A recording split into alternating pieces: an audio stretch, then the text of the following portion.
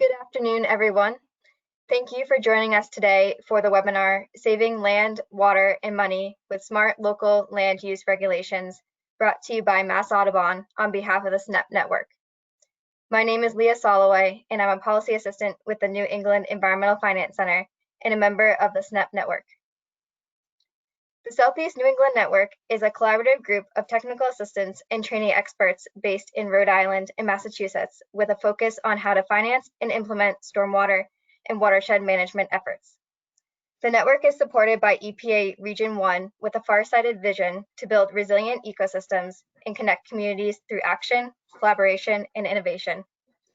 The network's mission is to empower communities by building local capacity to achieve healthy watersheds, sustainable financing, and long-term climate resilience through stormwater and ecological restoration projects. To learn more about or request network services, SNEP communities can visit our online portal on the SNEP Network website and fill out the request form for technical assistance. You can also contact our two state liaisons, Kimberly Groff of Massachusetts and Elizabeth Scott of Rhode Island, with any questions related to the SNEP Network assistance, or visit our website at snepnetwork.org. Before we begin the presentation, I want to draw your attention to the GoToWebinar questions dialog box. Please type in your questions at any time during the webinar. My colleague, Tex Clark, at the Syracuse University Environmental Finance Center will be monitoring the questions. There will be a question and answer discussion at the end of the webinar. Now I'd like to introduce our two guest speakers, Danica and Neil.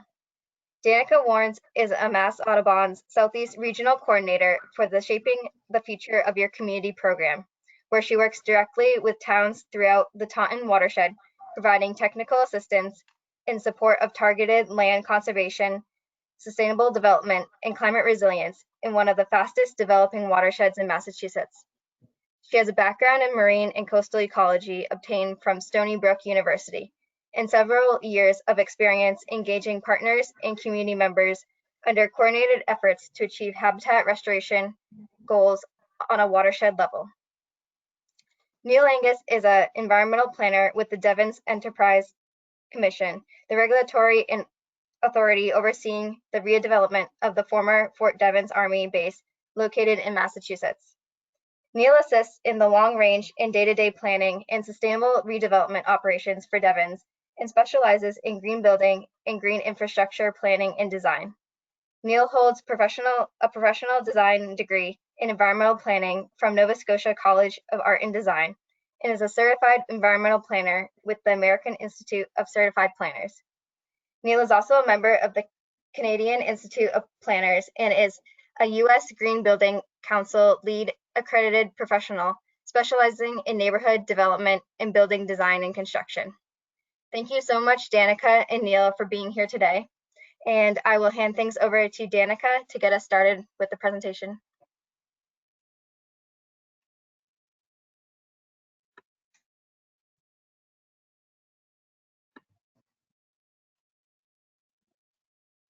Okay, great. Thank you, Leah.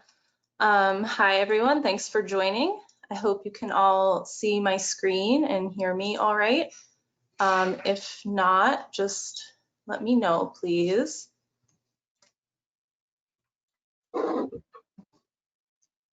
Great. So again, my name is Danica Warnes. I work with Mass Audubon, which is a conservation nonprofit that works to protect the nature of Massachusetts for both people and wildlife. And we do this through our educational, advocacy, and conservation programs through our network of sanctuaries that we have across the state.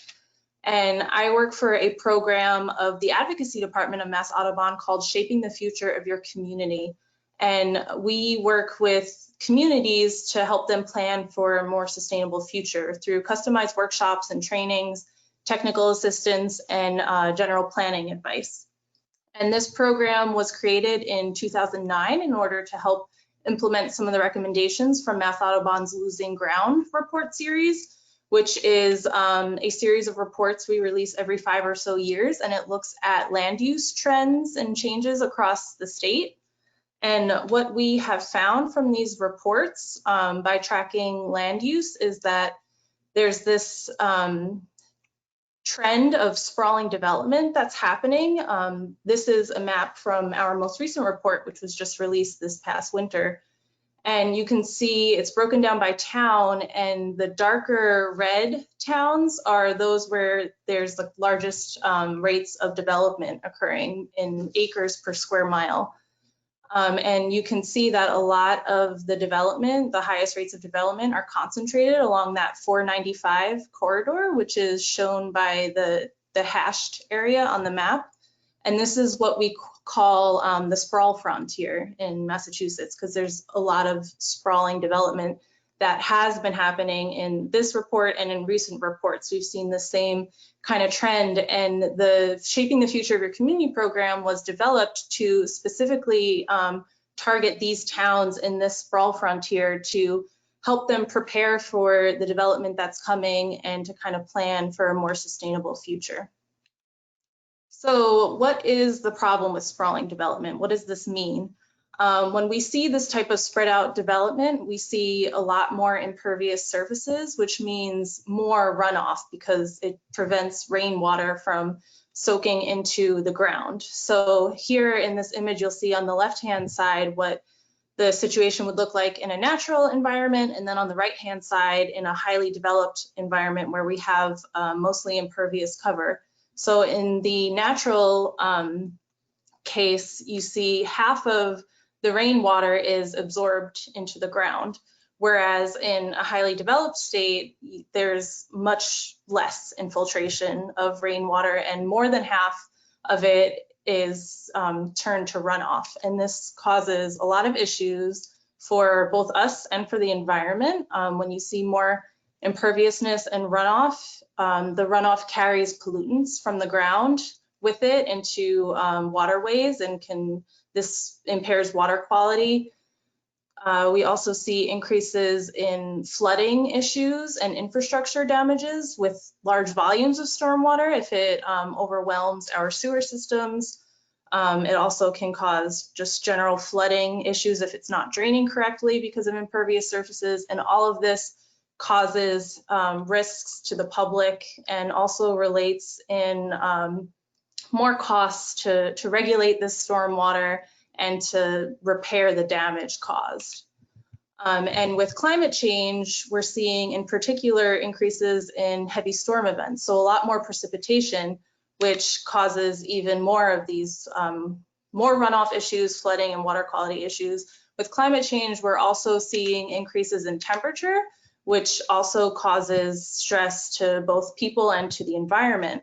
And then when you combine this with this sprawling development where we're seeing a lot of impervious surfaces actually increase both of these impacts. It makes the effects worse because you're seeing more runoff, causing more of those flooding and water quality issues. But also impervious surfaces cause increased local temperatures, so also exacerbating that. So we kind of have this dual threat where climate change is causing these flooding issues, threatening our infrastructure, but at the same time, the way that we develop and create the infrastructure to support us is kind of exacerbating those impacts. So what can we do about it? And the truth is that development is going to happen. It has to happen to support us. But what we can do is we can make sure we're prepared for it and to make sure it happens in a more sustainable way. And the key to that is protecting what we have, the natural areas that exist, and developing smarter so we're not destroying those areas that are actually helping us to combat these issues. So a few techniques that we use to do this is through green infrastructure and low impact development. So here are just some terms I'm going to throw out at you. People use all three of these terms: green infrastructure, nature-based solutions, low impact development. All three are used to kind of address this sprawling development and to develop in a more sustainable way. And they're often used interchangeably, and sometimes it can be confusing, but when you think about it, they're all really getting after the same end goal. So They all kind of mean similar things. I just want to go through, just for clarity, what I'm talking about when I talk about these three different terms. So green infrastructure can refer to either natural features or engineered structures that are built to mimic those natural features that perform critical natural processes, like managing surface and groundwater flows, capturing and treating stormwater, which protects water quality. They also protect air quality and provide us resilience and protect public health. So the images on this slide are both examples of green infrastructure. You have the natural wetland, and then above it, we have an engineered rain garden, which is built to mimic the processes that natural wetland would serve on a smaller scale. So both of these are green infrastructure. And when you think about nature-based solutions and low impact development, these are both actions or strategies that we implement in order to protect, restore, and manage those types of green infrastructure. So nature-based solutions are those that protect, restore, and or manage existing ecological systems or mimic natural processes to protect public health and resilience and provide all of those benefits that we just talked about with green infrastructure. And the great thing about both nature-based solutions and low impact development is that they can really happen at any scale. So there are 3 steps that we think about with this. First, you want to conserve the natural green infrastructure that exists and that is already providing those natural processes that we've talked about. And the next step is to integrate low impact development into all new and redevelopment so that we can protect and manage that green infrastructure. And then the last part is to restore resilience in our already developed areas with engineered green infrastructure solutions that can kind of get back some of those lost functions that we lose when we develop. Low impact development, again, similar idea, but specifically when we talk about low impact development, and this is what the focus of the resources I'm about to share with you all is on, low impact development is a way of working with nature and with stormwater, and it treats water as a resource as opposed to a waste product, and manages stormwater as close to the source as possible, using it on site as a resource rather than trying to just pipe it into a sewer system. And also, along with low impact development, is a focus on preserving the natural landscape as we develop. So protecting and preserving the existing natural landscape, but also recreating some of those natural features that we've talked about previously through green infrastructure. So the difference with, if you compare the diagram I showed before with of traditional development, when you implement these types of solutions and develop more sustainably, we see less imperviousness, so increased groundwater infiltration, reduced runoff, and this helps to improve water quality and protect our infrastructure. And the end result is that we're meeting those stormwater regulations and saving money on avoided damage costs. So here are a few different examples of low impact development. I'm not going to go too much in depth on each of these because I really want to focus on the resources that we have to share with you on how you can implement these. But I will note that Mass Audubon has a series of fact sheets all about low impact development that goes into these different techniques in detail. And it also talks about the cost savings associated with each of these. And they're a great resource that I encourage you to look at if you're interested. And you can find them online at massaudubon.org/LID fact sheets. At the end of my presentation, I'm also going to share this link again and a ton of other resources where you can find out more about implementing low impact development. So a lot of communities want to implement these techniques, and a lot of people are in favor of low impact development. But the issue is that a lot of local bylaws and regulations are unintentionally discouraging low impact development because a lot of the regulations try to prevent, but are preventing these practices that we're trying to encourage. So for example, a lot of zoning and subdivision regulations require large lot sizes for new development and subdivisions. And there's also a lot of dimensional requirements that kind of encourage this sprawling type of development. Also requiring wide minimum widths for roads and sidewalks as well also encourages more imperviousness. A lot of towns have regulations that require consistent curbing on all new roads that are installed. The issue with curbing is that if you have a rain garden or a swale alongside the road that you want to use to manage some of the stormwater from the road, having a curb in place will prevent the water from entering that rain garden or swale. So it kind of defeats the purpose in a way. So these are some examples of challenges that towns run into when they're trying to actually implement these things. A lot of regulations also recommend, or in sometimes even require, non-native species. And in general, a lot of older bylaws and regulations just don't mention or prioritize low impact development or preservation of natural features.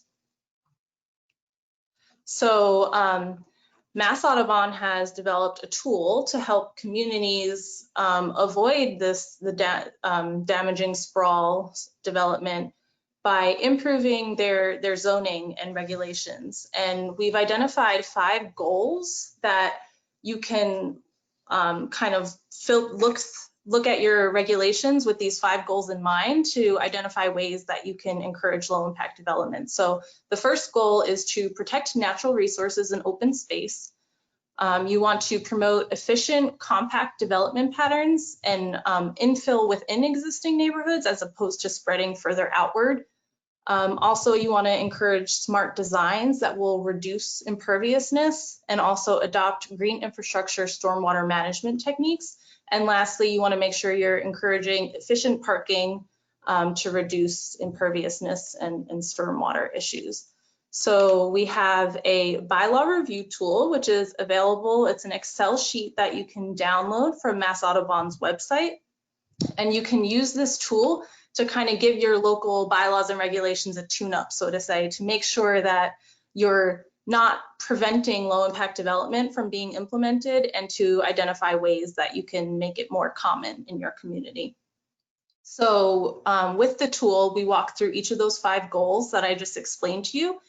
And on the left-hand side of the tool, you'll see examples of what the conventional practice is, what's a better example, and what the best practice is for each of these different categories. And then on the right-hand side are blank cells for you to fill in based on your community's zoning bylaw, subdivision rules and regulations, site plan review, and stormwater and other regulations. So in the blank cells, you would kind of go through your own local bylaw or regulation, and for each of these categories, see what's required in your regulation, and you can fill in your local regulations. And then the next step is you can kind of compare your regulation to our examples that we've identified to see where yours stacks up against best practices versus the more conventional practices. And you can actually fill in the cells, you can color code them. So whichever one yours most closely resembles, you'll color that cell orange, yellow, or green. And then the end result is this color-coded matrix that makes it's really visual. You can see where you need to work and where you're doing a good job of encouraging best practices. So you can kind of look through, and if you see like in one column, in this example here, the community site plan review column, there's a lot of orange there, which means that in this case, this community could make improvements to that specific regulation to help encourage low impact development. You can also look across the rows, and if you see there's a lot of different colors in one row, you can compare the regulations, and sometimes you'll find that maybe you're requiring one thing in one regulation, but then a different regulation is not in agreement with that, or maybe even contradicting each other. So that can help you to identify where you need to make changes. And then after you've kind of gone through this analysis with your bylaw, we can help you to identify the low-hanging fruit, so to say, and see where you can have the most impact and most easily make the changes that you need to see the type of development that you want to see in your community. So based on that color coding, you can easily see which bylaw or which regulation has the most orange and has the most potential for improvement, because that's where you're going to have the most impact. You can also compare more straightforward administrative changes, for example, making an update to a regulation versus a more complicated change like rewriting a bylaw, for example, that would require you to go to town meeting and get it approved by a vote. And in the case where, say, you do have to go to town meeting to vote on a new bylaw, we can help you identify ways to get support from the community. And the important thing is that you want to prioritize what you know is important to the community and make sure the whole point of this tool is to kind of tailor it to your community and what your needs are and what your interests are, and identify ways to see, to make the improvements that you want to see. And most importantly, you don't have to reinvent the wheel. So in our tool, we've already identified what the best practices are, which can help you to make regulations as needed. But there are also a ton more resources on the Massachusetts State Smart Growth and Smart Energy Toolkit. And they have modules that you can walk through for different regulations. And they also have model bylaws that you can see as an example, and you can model your own bylaw or regulation after theirs and get great examples from them. So you can get this tool, as I mentioned, it's just an Excel sheet that you download from our website. And you can also see the full low impact development fact sheets at massaudubon.org/LID cost. I also want to point out that also on our website, you can find the full Losing Ground report and see recent trends in land use in Massachusetts. You can also find data by town on our website and look at the land use maps that we share in the report. And we also have just released a series of fact sheets called the Value of Nature. And this it walks through the benefits provided by different ecosystems in the region. And it goes through a lot of the economic values provided by those. And you can find all of this at massaudubon.org/value of nature. And that will have the fact sheets and also a link to the Losing Ground page. And then even more resources. The SNEP network has a lot of great resources for technical assistance, and the Metropolitan Area Planning Council has a whole toolkit on low impact development. In Rhode Island, NEMO, the Non-Point Education for Municipal Officials program, and the Rhode Island Green Infrastructure Coalition both have a lot of great resources on their websites related to low impact development and green infrastructure. We also like to recommend the American Planning Association Massachusetts chapter Sustainable Neighborhood Road Design Guidebook, which has a lot of great examples of implementing low impact development. And again, that Smart Growth and Smart Energy Toolkit website that I mentioned through Massachusetts State. And also, lastly, I want to recommend everyone to visit the Shaping the Future of Your Community website. We have a lot of great resources on there. And if anyone has any questions either about today's presentation or anything else and they want to reach out, I invite people to reach out to me. Here's my contact info on this slide. And with that, I will pass it over to Neil so that he can share some examples with you about implementing these types of practices.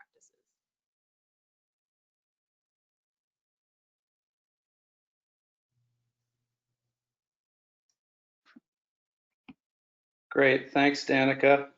Can everybody hear me, hopefully?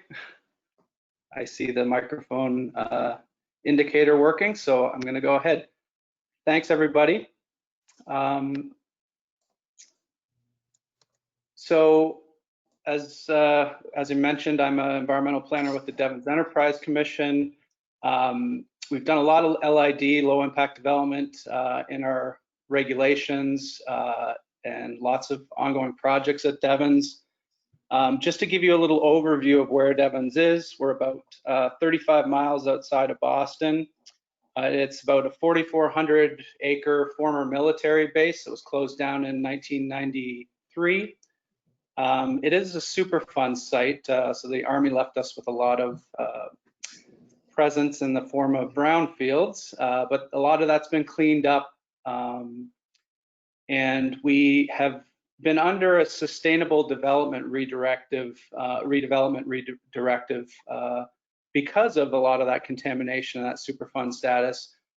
We did a planning charrette back in 1993 with the surrounding communities to see how they wanted this area to redevelop after the base closed, and a lot of people, brought to the table the fact that, we don't want to see this area redevelop like it was in the past with all the contamination. We want to see smarter, more sustainable development.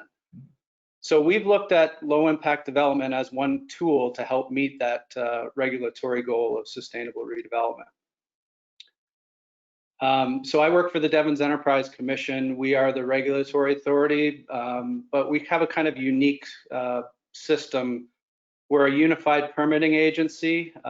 So we are the Planning Board, the Zoning Board of Appeals, the Historic District Commission, the Conservation Commission, the local Board of Health. So it's an expedited permitting system that we operate at Devens. So how have we facilitated green infrastructure and low impact development techniques?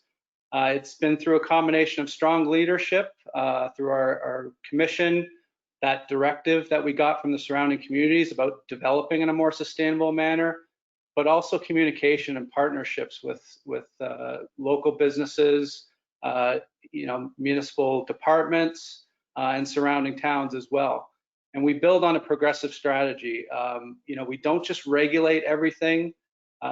We have incorporated a number of regulations, but in order to get those regulations passed, we developed a series of guidelines, educational tools, and incentives to kind of show people how to do the right thing, and not require LID to be a special permit issue, for instance.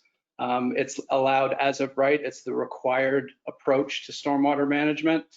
And we've done a regulation audit using the tool, the Mass Audubon tool that Danica mentioned, but we've also used other tools such as the community-friendly forest worksheet that was created by the U.S. Forest Service and the Center for Watershed Protection.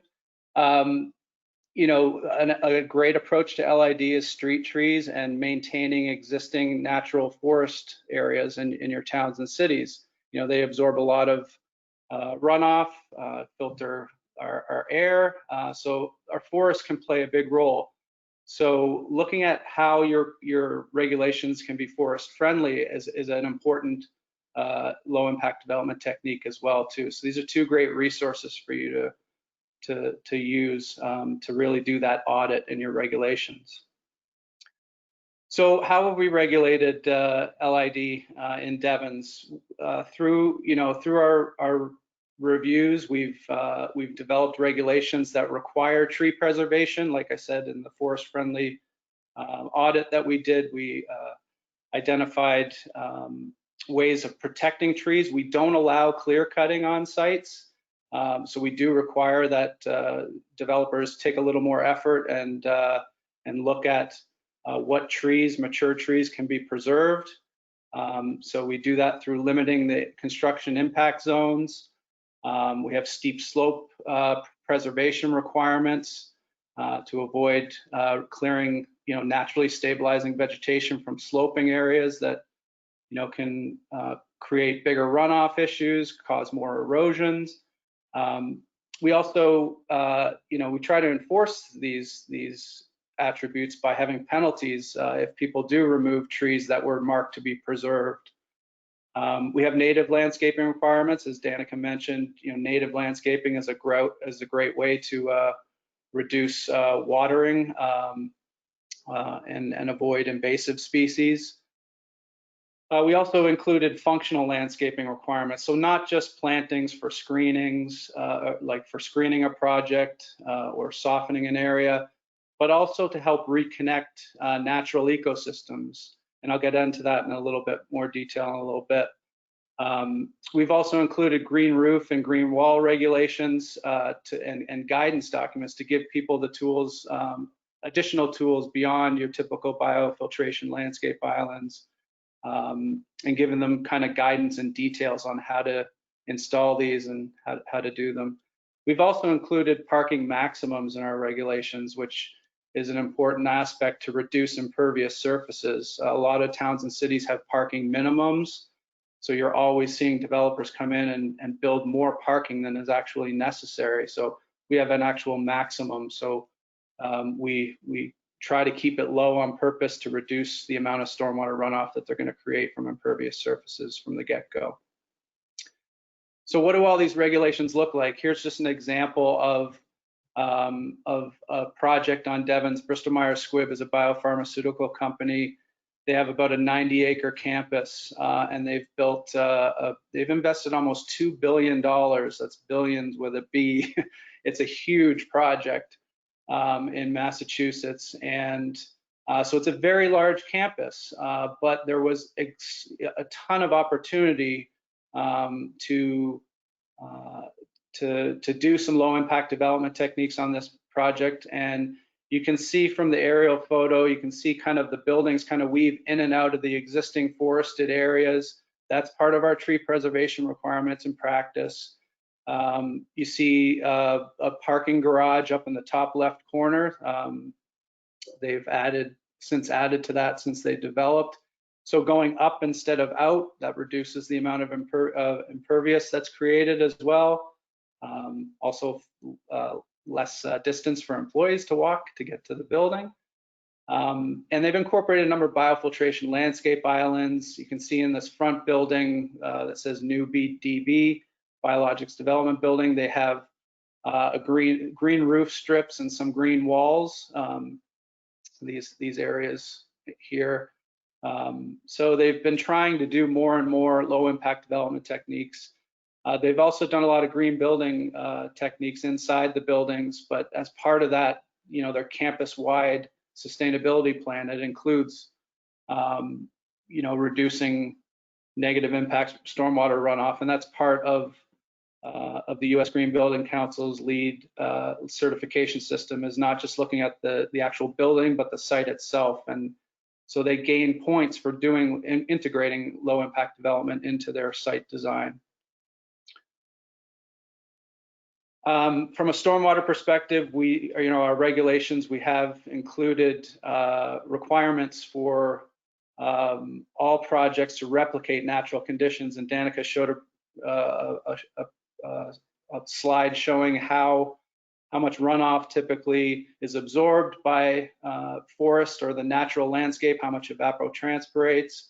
So we require that projects replicate those natural conditions and infiltrate up to the 90% of runoff, or deal with the runoff on site versus piping it off to a larger, conveying it to a larger detention system. So low impact development techniques are a tool to meet that those infiltration requirements. And it really helps us push for decentralized systems, so recharging that runoff closer to where it falls.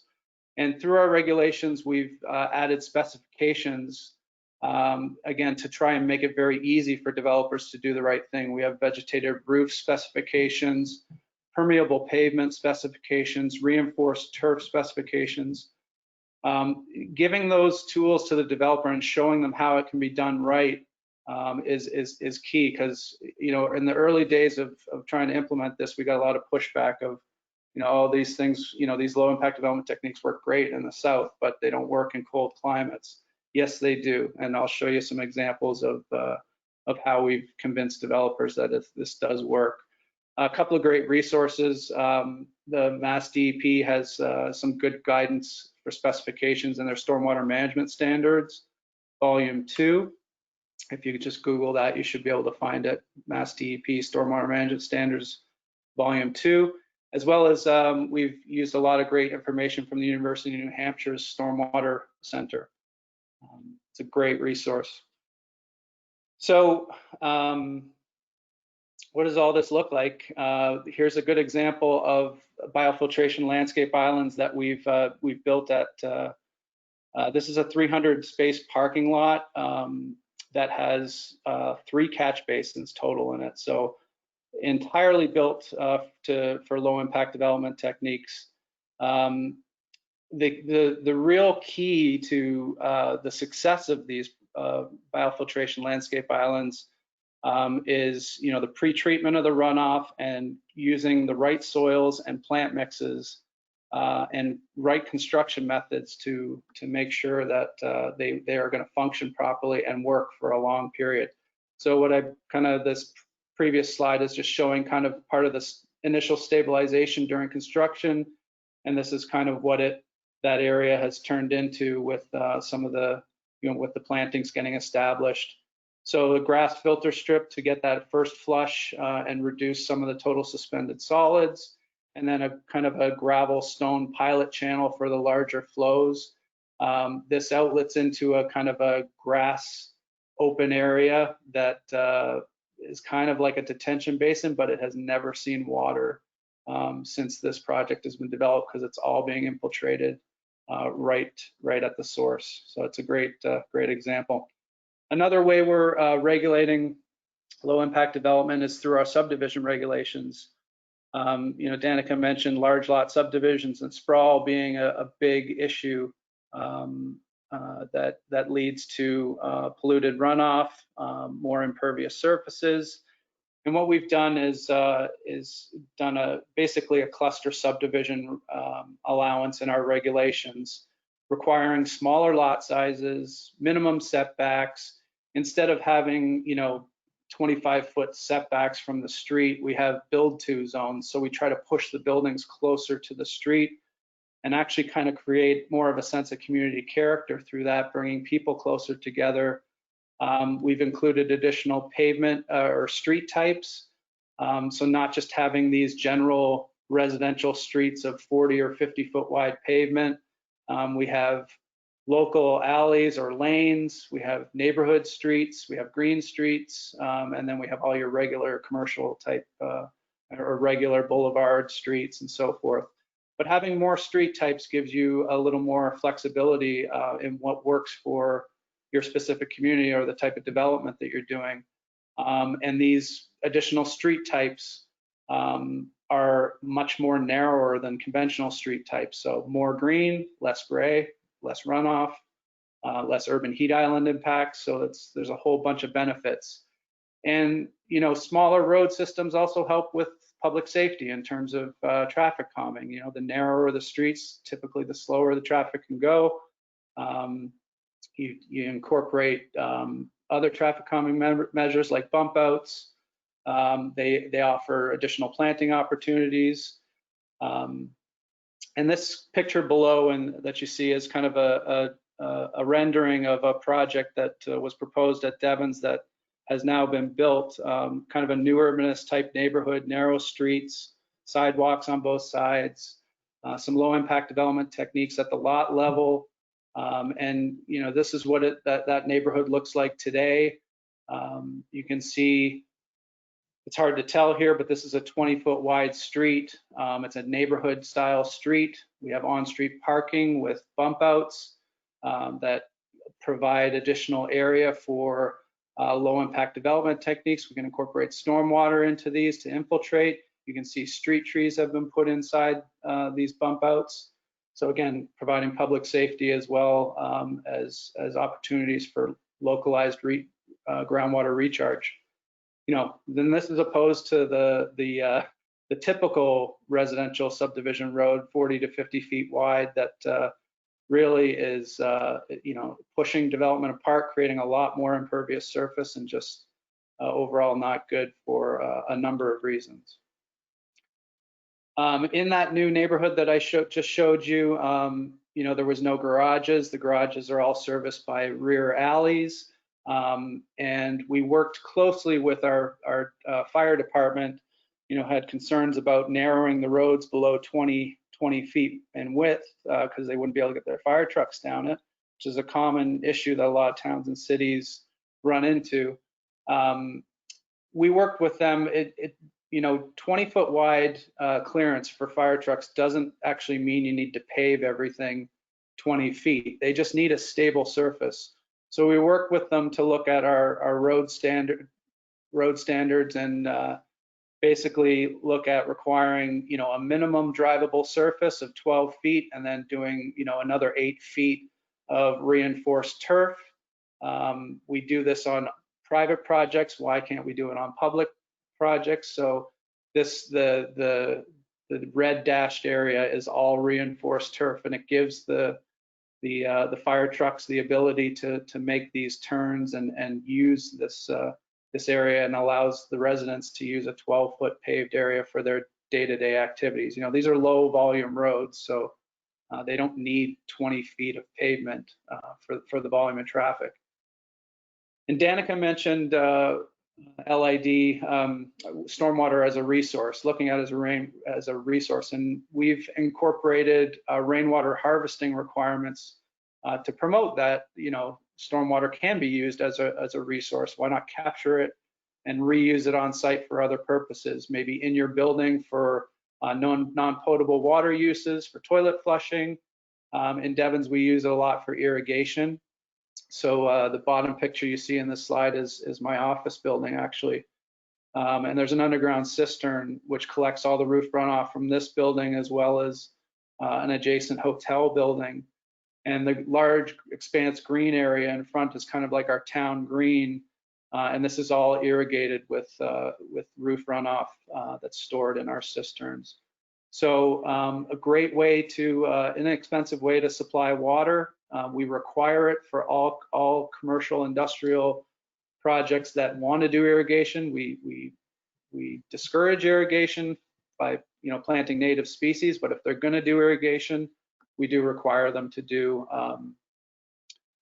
rainwater harvesting. So that helps, reduce the amount of stormwater runoff that you need to treat and deal with on site. Helps with non-point source pollution and reduces erosion. Also reduces peak summer demand. These are really easy to install too. I've talked to a few developers who, as long as you plan them early in the design phase, which is why we've included this in our regulations, so developers are looking at this when they're designing their plans. It's a very cheap and cost-effective way to do it if you do it up front. And here's just an example of another rainwater harvesting project application at Devens. This is a baby lettuce, hydroponic lettuce growing operation. It's a big giant greenhouse. They capture all their roof runoff, they store it in a basin out in the back, and utilize that for irrigating their crop. So it's been a great way to utilize stormwater runoff without having to build a significant conveyance system. They're reusing it on site. What they don't use, they infiltrate directly on site as well too. And they've done, it's not visible in this picture, but they've done a lot of native landscaping, and they've done pollinator plantings around the whole facility to do natural pest control in the facility. But those pollinator plantings and gardens also help with stormwater runoff. They're almost like mini rain gardens. So a great opportunity. So those are kind of a gist of some of our regulations. So how do we get support for all these regulations? We do a lot of education and awareness, as I mentioned. One of the things we've done is a low impact development case study. That case study is for one of the projects that I showed you earlier. This is a 300-car parking lot that has all biofiltration landscape islands. So they not only reduce site paving, they reduce the curbing that they needed, they reduce the amount of stormwater piping, the amount of catch basins. I mentioned there's only 3 catch basins. Those are all money-saving, techniques. There are, with low impact development techniques, there are some increased costs. There are some increased costs for plantings, for site preparation, getting the proper soil mix, but the cost savings far outweigh those. And a lot of people talk about maintenance too, saying maintenance is very costly. It doesn't have to be costly if you build it right. And it's good because it's not out of sight or out of mind like all traditional stormwater systems. If there's a break in a pipe or a blockage, you typically don't see it. If there's an issue with LID, you see it because it's on the surface.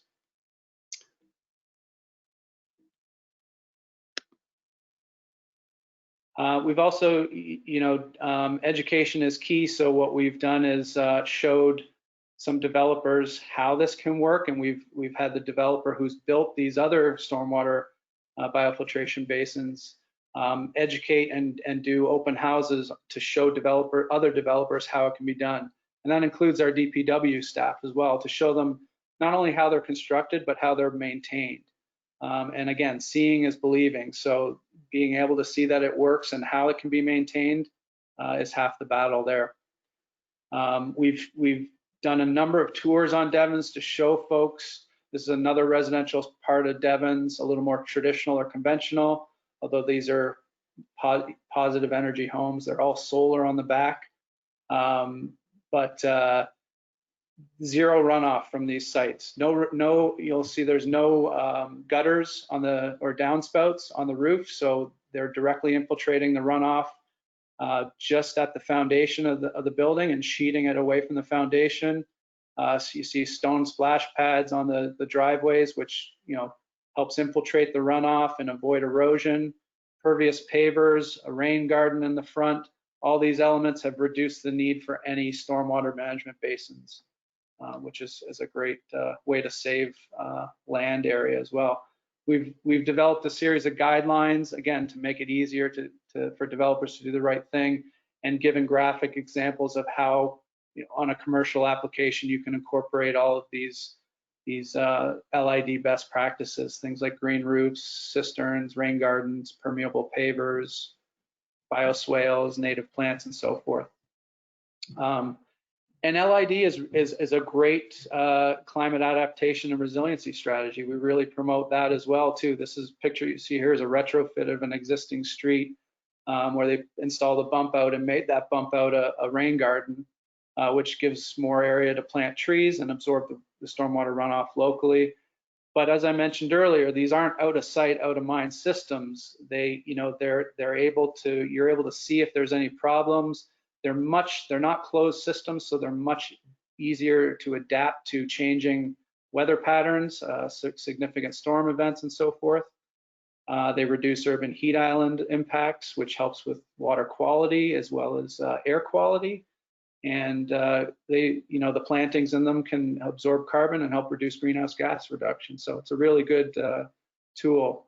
We also incentivize LID, again, through these case studies showing that it's cheaper, that it's not out of sight. And one of the things that we've tried to sell to our DPWs is the exponential value of green infrastructure or low impact development versus gray infrastructure. Streets, roads, systems, these all, pipes, curbs, gutters, catch basins, it's all infrastructure, gray infrastructure that depreciates over time. Whereas green infrastructure or low impact development, the value of that can actually appreciate over time. As the plants grow, they're able to absorb more stormwater runoff, able to absorb more carbon. So just, showing those benefits is key. And collaboration is huge too. I mentioned the partnerships we do with developers, but showing your public works agencies those benefits of green versus gray, and some of how to maintain it properly, how additional street trees or other low impact development techniques can provide shade that extends pavement life. It decreases flooding damage, again, because those systems are more able to adapt to changing weather patterns. And also collaborating with local commissions. We're lucky in Devens, we have multiple boards and commissions that are all wrapped into one, but most towns and cities don't have that. So working with your planning and zoning boards, your board of health, your conservation commission, on common issues with stormwater management. Wetland preservation is key as well. I've gone through a lot of these things. We've talked about regulation audits, building consensus, educational awareness, seeing them is believing, showing people how it can be done. But it's really an important part is the balance of regulations, not just regulating everything, but educating, incentivizing things, and showing people it can be done. So with that, I will turn it back over. And thanks for listening. My contact information is here. If you need anything, feel free to reach out. Awesome. Thank you both so much. Leah introduced me earlier during the presentation, but my name is Tess Clark, and I'm joining you all today for the Q&A part of the presentation. So I do want to address one point right off the bat, which is that we will be making a video recording of this webinar available on the SNEP Network website. So if you just give us at most 2 days to get that processed and posted, you will be able to visit www.snepnetwork.org to get a hold of the recording. And then next, I think we can get right into the questions. If you haven't submitted a question yet, feel free to type it into the dialog box. And I want to start with a question for Neil. So the first question for you, Neil, is how is the Devens project working with the new MS4 permit issued by the EPA? Great question. It's working very well, actually. Our approaches to low impact development have, the fact that we were kind of early adopters of low impact development has led to us being a little bit ahead of the curve when it comes to MS4 permitting. We do have a permit through that program as a former military base, but it's been a great tool. We found LID and green infrastructure techniques have been a great tool to help us meet the requirements of that. And all the educational awareness strategies that I mentioned too that we implement. Education is a big part of the MS4 process as well. So we want to, we kind of, our education materials serve dual purpose for meeting the permit requirements as well as making sure we can do what we want to do. Awesome. And so this next question, I think I'll ask you both to answer. But the question is that our city struggles to maintain rain gardens. What alternatives would you two suggest that are lower maintenance and maybe easier for someone to maintain? Do you want to go first, Danica? Sure.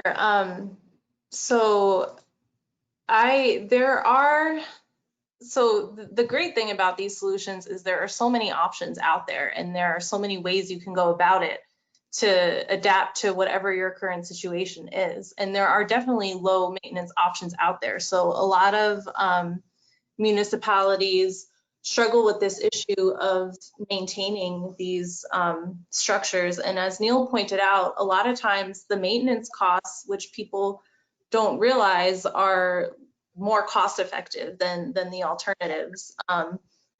But either way, I mean, with a lot of these natural like planted structures, there's still like maintenance costs as you would have with any type of landscaping.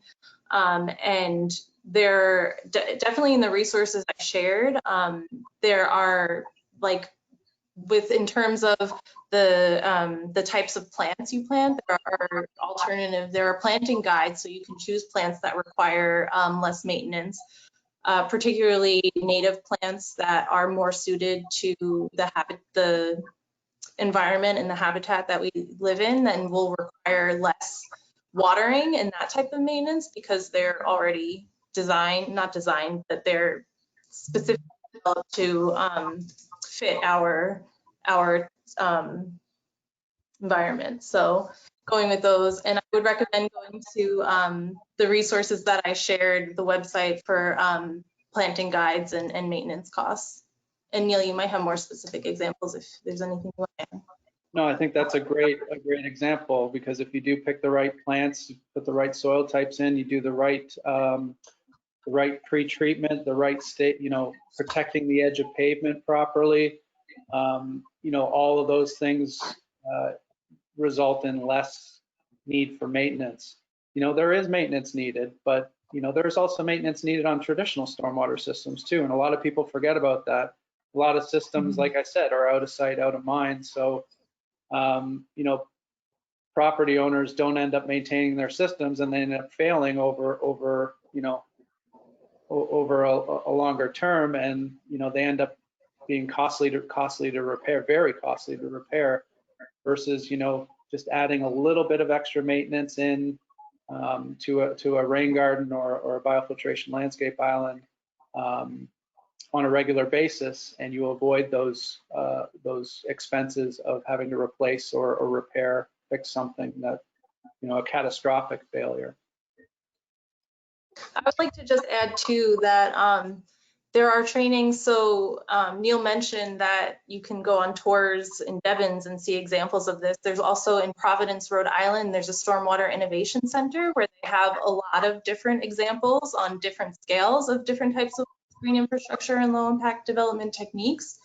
And through the SNEP network, they're organizing a series of trainings, which they had started to hold in person before the current situation took hold. And I think in the future, we will go, when we're able to gather in groups in person, there will be trainings on implementing these types of techniques there. So I would definitely, if you don't already, like, follow the SNEP network and look at the resources and trainings on their website. And I also want to note that my presentation today was like a very brief overview of what low impact development is and how to use the bylaw review tool. And right now we're working with the SNEP network to develop a full day workshop specifically on types of low impact development and how to encourage it in your local regulations using our bylaw review tool. So I would invite you to follow the SNEP network and follow Mass Audubon's Shaping the Future program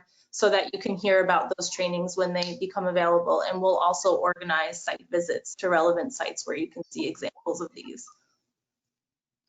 Awesome. So we are heading towards the top of the hour, but I do think we have a few more minutes for questions. So one last question that I want to direct towards Neil first, and then Danica, I think, expand with your experience is, you mentioned some really interesting components of your site planning regulations. And for example, you mentioned having a penalty for the removal of a tree that was intended for preservation. And we were curious about maybe what is that penalty and how do you encourage communities to enforce that and monitor it? That's another good question. The penalty for removal is by caliper inch for deciduous trees. So say a 30-inch caliper oak or maple tree was taken down, they've got to replace the 30 caliper inches of trees, and they can do that through 10 3-inch caliper trees, you know, or 22-inch, you know, whatever the math works out to be, the 30-inch caliper replacement. For evergreen trees that are to be preserved, that are replaced, it's by height. So they have to replace the height. So if you have a, you know, 100-foot high pine, you need, you know, you need to provide, or an 80-foot high pine, you need to provide 10 8-foot pines to replace that one that you took down. How do we enforce it? Through me, pretty much. We have staff that goes out, you know, projects that are approved. We do follow-up inspections throughout the development process to make sure that they're complying with all the conditions and the regulations. So we do spot inspections on site, and if a tree is identified, you know, we take the appropriate action. Generally, developers are pretty good about it. You know, we require tree protection fencing so that it's, you know, everybody knows right up front that this is what's required to be preserved. We do inspections of all controls, tree protection and erosion controls before the projects get underway. So that helps to make sure everybody starts on the same page. We have pre-construction meetings too, so developers know what the requirements are. It's interesting how you've right-sized the crime to fit the punishment there. Danica, how do you encourage the communities you work with to be accountable to regulations that you've worked with them on? Yeah, I would just say if there's something you want to see in development, put it into your regulations. Make sure it's there for people to follow. And as Neil mentioned, an important thing is requiring site visits before, during, after construction to make sure that you're working, not so much to think about it as like from an enforcement standpoint, but also the town is there to work with you and help you to make sure you're doing the right thing. Like they don't want to, it's much better to work together from the start as opposed to later on, like yelling at you for not doing what you should have done. So just make sure it's clear in your regulations and make sure you're working with each other to see what you want to see happen and making sure you're doing all the necessary site visits and checking everything all That's along. good advice. Well, we are right at 2 p.m. So like we mentioned, we will have a recording of this available. And if you have more questions, please continue. We will get to you back and we will get back to you in one way, shape, or form via email. So I'd like to hand it back over to Danica and then to Neil to have for any closing comments. Okay, yeah, I mean, I don't really have more to add. I want to thank everyone for joining. This is, I feel like there's so much to this issue and we barely scratched the surface today. So I invite people to check out the resources I shared and reach out to me if you have any questions through the SNEP network and through Mass Audubon's shaping program. We can connect you with the resources that you're looking for and the support that you need. So please don't hesitate to reach out. Yeah, And I think you'll share our contact info in the follow-up email after this too, right? We will, yes. Thanks. Yeah, and I was just going to echo Danica's comments. You know, any follow-up questions or issues, or if you want to know more about how we're doing things at Devon's, feel free to reach out to me. My contact information was on my last slide, and it'll be available for everybody if they want to reach out. Awesome. All right. Thanks so much to both of you and have a great afternoon, everyone. Yeah, Great, thank you, you. Sam.